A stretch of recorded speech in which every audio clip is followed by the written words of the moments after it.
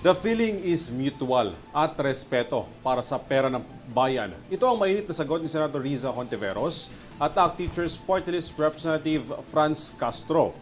Matapos sabihin ni Education Secretary at Vice President Sara Duterte na wala siyang respeto sa mga mambabatas. Punto naman ng mga mambabatas, sana ay sinagot na lamang ng Vice Presidente ang mga tanong sa kanya noong budget briefing. Si Criza Lopez para sa detalye ng balita. Hindi pa natapos ang parinigan sa pagitan ni Education Secretary at Vice President Sara Duterte at mga mambabatas na sina Senator Riza Hontiveros at ACT Teachers Party List Representative Franz Castro.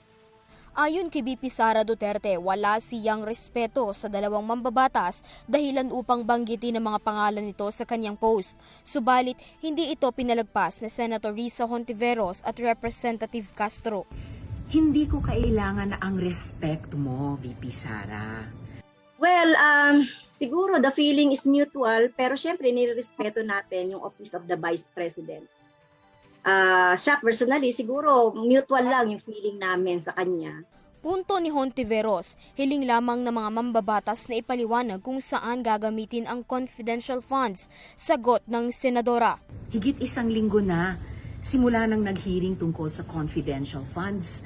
Pero mas marami ka pang patutsada kaysa sa paliwanag. Sa partido naman ni Castro, mainit na sinabi ng mambabatas na hindi rin karespe-respeto na Vice Presidente si Sara Duterte.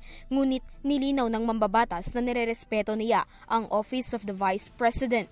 Sa halip na magbato raw ito ng mga salita, sagutin na lamang nito ang tanong na ibinabato sa kanya sa Kongreso kaugnay sa confidential fund. May pagkakataon sana siya na magpaliwanag during the briefing.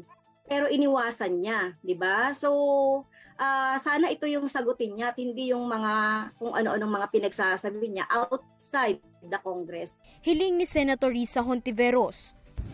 Kung hindi mo kayang irespeto ang mga katrabaho mo, irespeto mo man lang sana ang paggasta ng pera ng bayan.